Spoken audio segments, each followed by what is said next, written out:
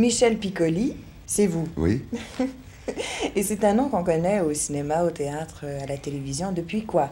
6 ans, je pense. Oui, au 7. cinéma depuis 6 ans, 7 ans, oui. C'est pourtant une Eh, bien plus longue carrière que ça qu'il y a derrière vous. Oh là là, oui. Mais une carrière toute douce, sans Euh, éclat.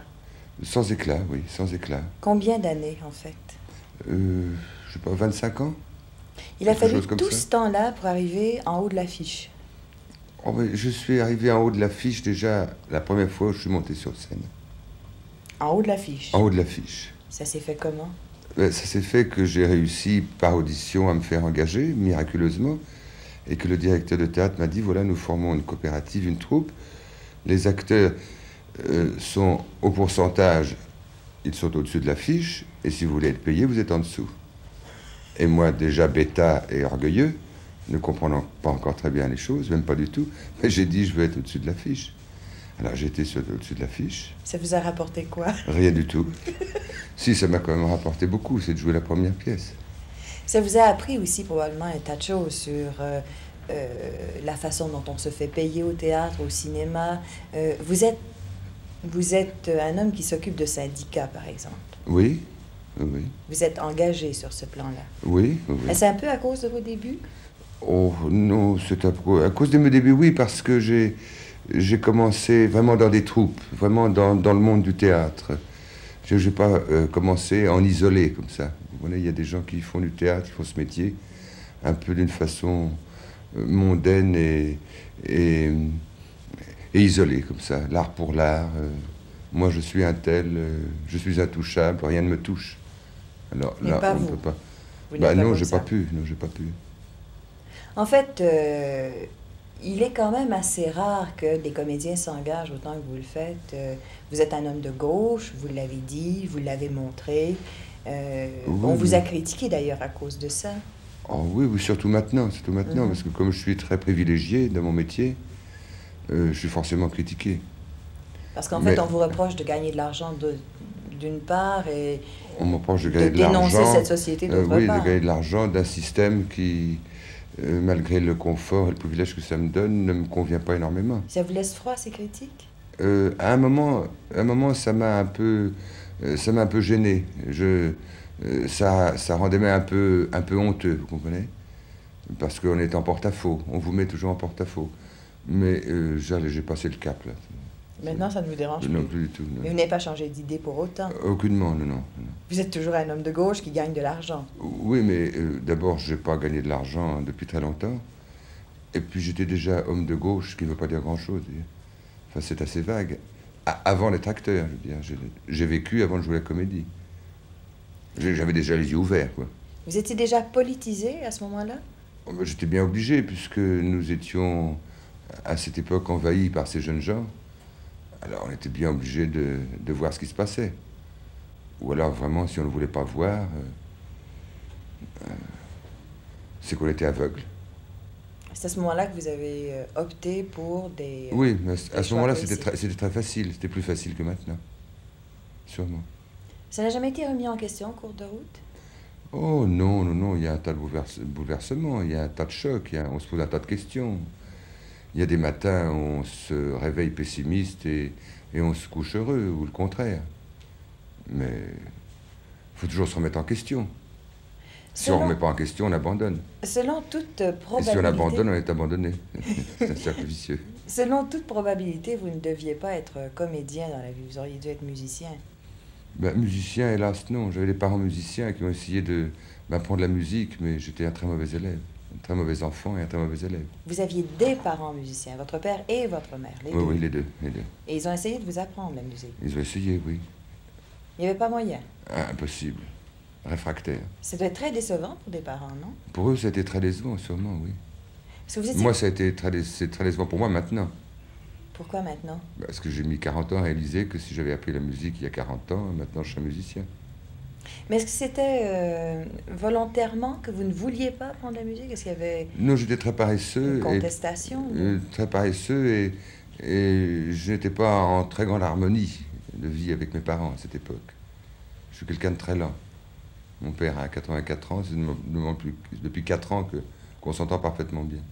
Est-ce que vous étiez considéré comme un enfant difficile? Oui, oui, mais je l'ai été sûrement.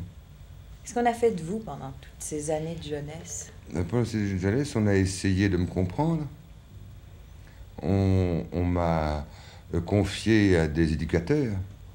Rassurez-vous, je n'étais pas un caractériel épouvantable, j'étais un caractériel normal.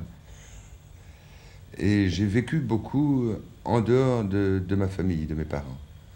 Et volontairement, et un peu grâce à eux, parce qu'on parle toujours de la pension, qui est une chose affreuse. C'était, je crois, une chose affreuse au siècle dernier, au début du siècle.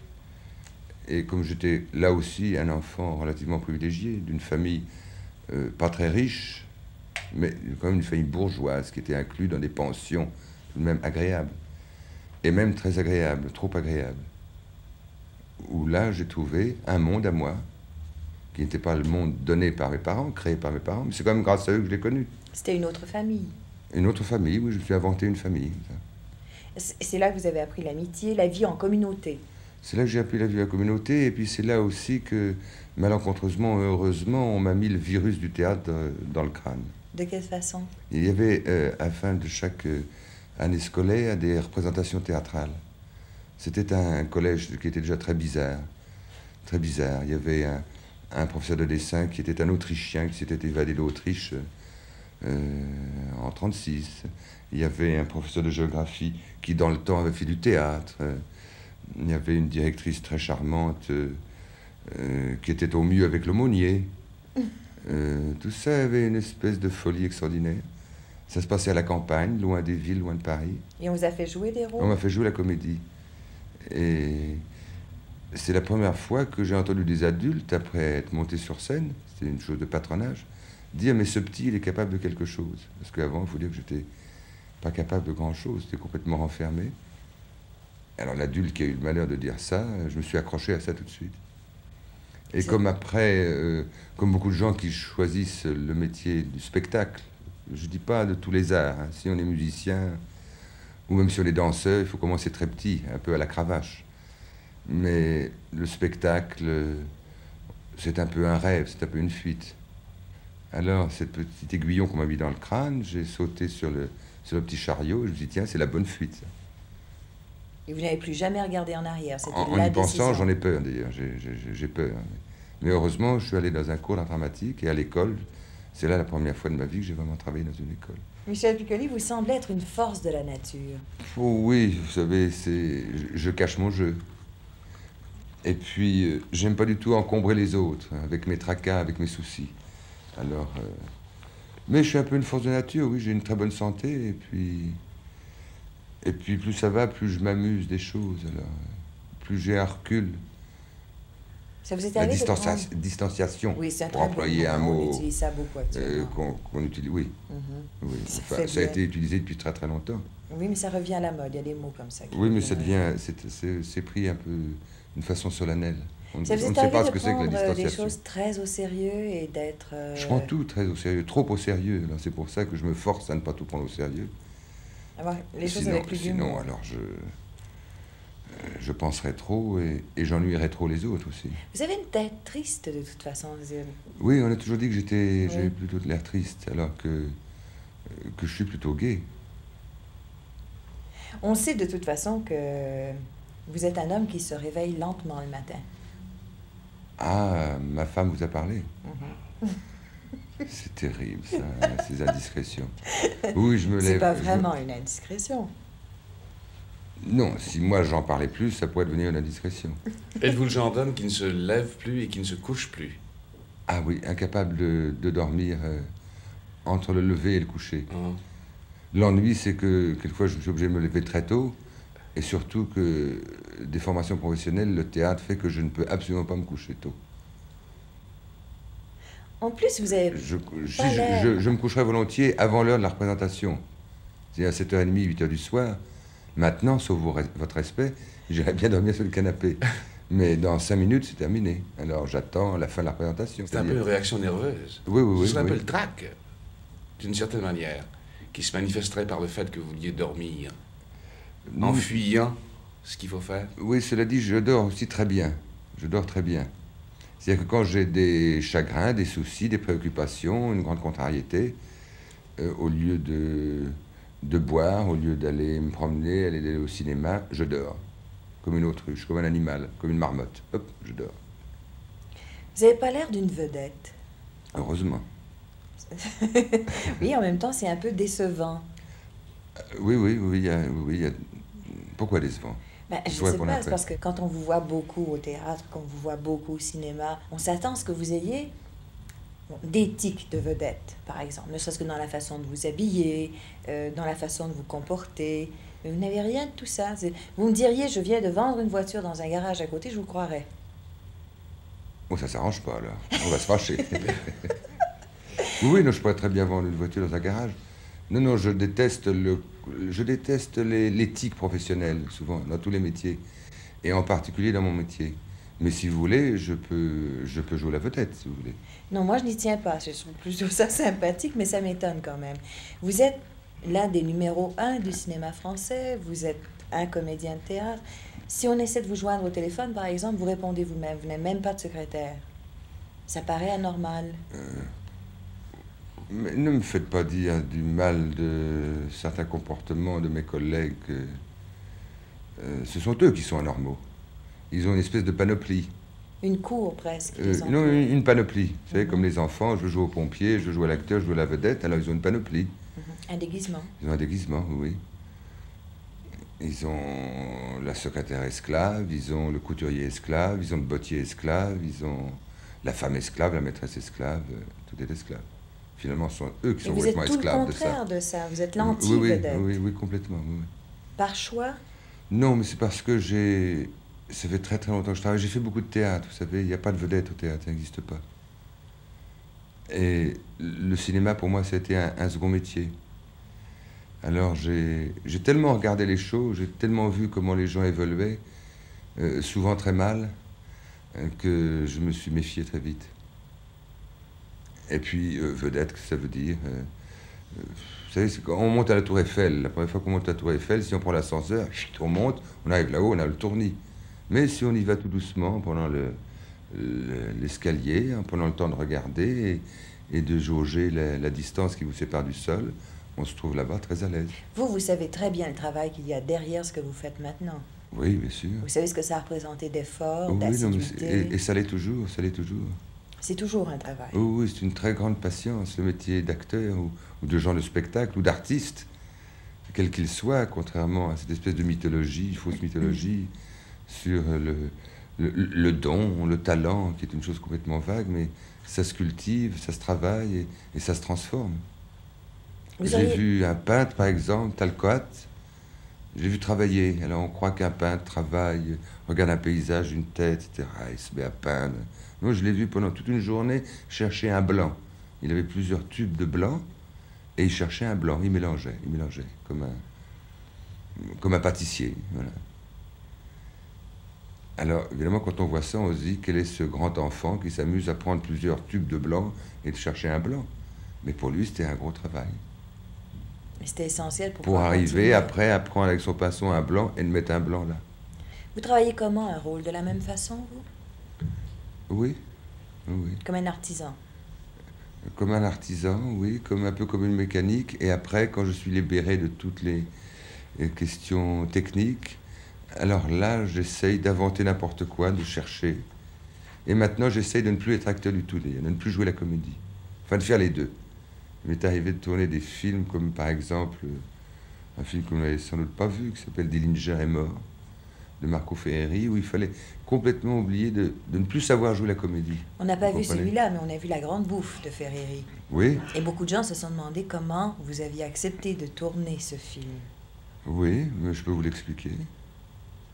J'ai accepté d'abord parce que j'avais déjà travaillé plusieurs fois avec Marco Ferreri, qui, à mon sens, est un très grand metteur en scène, un homme extrêmement intelligent, et ça fait partie du travail qu'on a commencé depuis maintenant 4 ans ou 5 ans ensemble. En plus, le sujet me convenait parfaitement, le personnage me convenait parfaitement, la manière de travailler m'a convenu aussi parfaitement parce que nous étions, par exemple, là, 4 vedettes, comme on dit. Et on s'est retrouvés là comme 4 acteurs, 4 vedettes d'ailleurs qui ont tous fait du théâtre, qui ont tous commencé Tous de petitement, grands noms.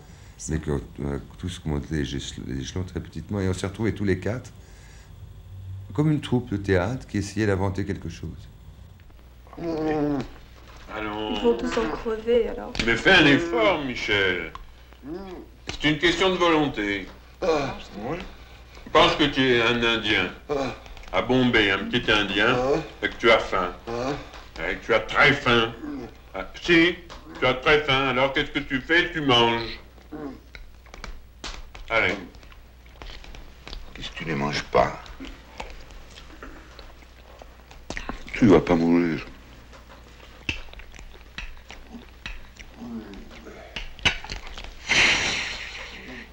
Il faut manger. Il faut manger. Le scandale que ça a provoqué ne vous a pas gêné? Non, ça ne m'a pas gêné parce que ça m'a plu, mais ça à côté, ça m'a fait sourire. Et non, j'étais plutôt satisfait, je veux dire, du scandale. Mais il n'y a pas eu que scandale. Hein. C'était tellement, à mon sens, faux le scandale. Le scandale a été créé par des gens, je crois, qui ont eu peur de se reconnaître dans les personnages monstrueux que nous représentions. Mais c'est un film aussi de grande drôlerie, de grande méchanceté, bien sûr, mais c'est pas un film réaliste du tout. En même temps, c'est un film tout à fait quotidien, parce que vous connaissez, nous connaissons tous des individus. Nous tous, nous comportons un peu comme les personnages de La Grande Bouffe. Aux gens qui ont dit à la suite de ce film, Michel Piccoli, comment Piccoli peut-il être tombé si bas? Vous répondez quoi? D'abord, ils ne me l'ont jamais dit très franchement. C'était pas par lettre ou des articles dans les journaux. Les articles dans les journaux, c'est très difficile de répondre. Parce que tout le monde a le droit de juger ce qu'on fait. Hein? Je crois qu'il ne faut pas se laisser accrocher ni par les critiques, ni par les gens qui vous jugent. On a le culot de faire ce qu'on fait. Il faut accepter et les compliments et les critiques. Ce qui vient après. Oui. Oui, je crois qu'il faut... Sauf si ça devient vraiment une espèce de parti pris d'insulte, si ça vous insulte, non pas par rapport à son travail, mais par rapport à sa propre vie. Ce qui est arrivé. Alors là, on est obligé de répondre. Mais c'était plus un procès sur le comportement de l'homme plutôt que sur le travail du comédien. Est-ce qu'il y a deux vies distinctes en vous, c'est-à-dire la vie professionnelle d'une part, la vie personnelle d'autre part? Complètement, oui. Et vous ne mêlez pas les deux? Je m'efforce de ne pas les mêler du tout. C'est difficile à réussir, ça. Oui, il faut avoir une double vie. Alors on dit toujours que la double vie, mon Dieu, c'est malhonnête. Oui. Mais moi j'ai une double vie honnête. Et je crois qu'il faut tout le temps avoir une double vie pour bien vivre. Il est difficile de Pour garder bien vivre l'équilibre. soi-même et pour bien vivre quand on vit avec quelqu'un. Mais l'équilibre Que ce entre soit une les femme deux, ou un ami. comment on fait pour ne pas priver la vie privée, la vie personnelle, si on donne trop à la vie C'est une question d'horaire, c'est une question d'horaire. Il faut respecter tout ça. C'est une question d'horaire, oui. Un planning, Une semaine de un travail. schedule, comme on dit. Une semaine de travail, ça a l'air de quoi pour vous? Par exemple, vous êtes devenu producteur, là, maintenant. Je suis devenu producteur, c'est beaucoup dire. Petit producteur, et j'apprends le métier de producteur. Oui. Producteur, ça consiste à, grossièrement, à se lever une heure plus tôt le matin et de, peut-être, au lieu d'aller sur une terrasse de café avec un ami, prendre le temps de compulser des papiers et de regarder ce que les marchands font de nous. Voilà. Vous vouliez savoir. Je voulais savoir plus et surtout ne pas être manipulé complètement. Vous vous sentiez manipulé comme interprète? Oui, on est complètement... Devant le commerce du spectacle, l'artiste est complètement manipulé. Qu'il soit un inconnu ou qu'il soit une vedette. Si vous êtes allé apprendre tout ce qu'il y a dans le processus de la fabrication d'un film en devenant producteur, est-ce que c'est pour y changer quelque chose? Non, c'est d'abord... D'abord, le métier d'acteur ne me suffit plus complètement. Parce que j'ai tellement fait l'acteur et j'ai eu la chance d'avoir de telles joies en tant qu'acteur que continuer à seulement être acteur, je deviendrais un peu solennel, je deviendrais un vieil acteur solennel. Alors j'essaye de faire autre chose, de m'intéresser à autre chose. On est manipulé, vous savez, très facilement. Les acteurs sont des gens tellement angoissés, tellement peu sûrs d'eux-mêmes, quel que soit leur talent, quel que soit. Je parle surtout au cinéma. Un acteur, par exemple, ne sait pas les rapports qu'il y a entre un exploitant et un producteur et un distributeur. Il sait tout juste ce que c'est qu'un cadreur, ou il ne sait pas ce que c'est qu'un laboratoire de photos. Il ne sait pas à travers quel cheminement laboratoire sa gueule passe. Pourquoi il est laid, pourquoi il est beau, pourquoi il faut l'entendre là, vous comprenez? Il ne sait pas. Et là, vous vouliez savoir. Et je voulais savoir, oui. Au fond, vous êtes dans les cuisines maintenant. Oui, dans les vraies coulisses. Dans les vraies coulisses. Vous allez continuer de cette façon, vous voulez... Ah oui, sûrement, sûrement. Et puis j'ai fait ça aussi parce que si on veut essayer de faire autre chose qu'un travail un peu routinier, ou pour faire des films comme les films de Ferreri, ou le dernier que j'ai fait, qui est le premier film d'un jeune metteur en scène, on dit toujours une vedette, une affaire peut se monter avec une vedette. Ce qui est faux, il y a beaucoup de films où une vedette ne suffit pas. Ou alors la vedette suffit à condition qu'elle n'ait pas d'exigence financière, comme on dit. Alors, plutôt que de jouer une espèce d'attitude de luxe en disant ben, « moi, je peux me permettre de travailler sans gagner d'argent, je laisse mon argent en participation », ce qui veut dire qu'on le laisse complètement dans le vague, je préfère mettre cet argent que soi-disant je vaux en production. Comme ça, on est obligé de voir comment les gens manipulent les affaires. Est-ce que vous pilotez encore des avions? Non, depuis longtemps, non. Vous avez cessé? J'ai cessé, oui, parce que si on veut piloter des avions, ce qui m'amusait, c'est de savoir comment fonctionnait un avion et de savoir le piloter. Mais après, il faut en faire son métier pour être un vrai pilote. Il faut faire comme Jacques Brel. Alors vous y avez renoncé complètement. Vous n'allez même pas vous amuser parfois pour vous détendre? Non, j'ai plus le temps, non. Mais je recommencerai sûrement. Quelle sorte de caractère avez-vous? C'est pas à moi qu'il faut le demander. Caractère très renfermé. Moi, je me crois très gentil, il paraît que je ne suis pas gentil du tout. En effet, j'aime tellement me moquer, j'aime tellement juger les gens que... Vous pouvez être cruel, probablement. Oui. Et puis j'aime beaucoup les choses ambiguës, chez les autres et chez moi. J'aime bien soulever la pierre, vous savez, pour voir ce qu'il y a dessous.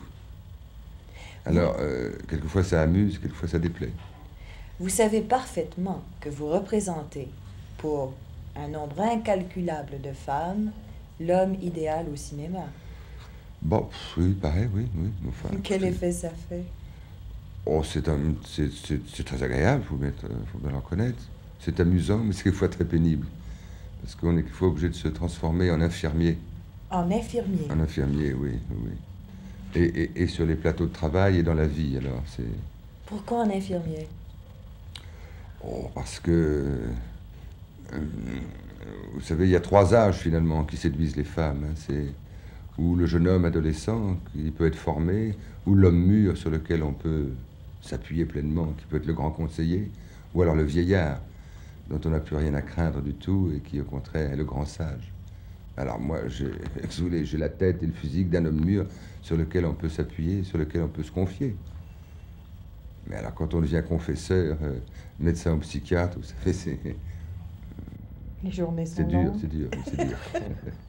Vous vous reposez de ça de quelle façon? Bien, je ne suis pas du tout misogyne, qui est un mot absolument affreux. Un mot d'ailleurs un peu honteux. Mais j'aime beaucoup la compagnie des hommes, oui. N'étant pas homosexuel pour dessous. Mais qui vous repose d'être infirmier? Oui, ça repose. Merci beaucoup, Michel Piccoli.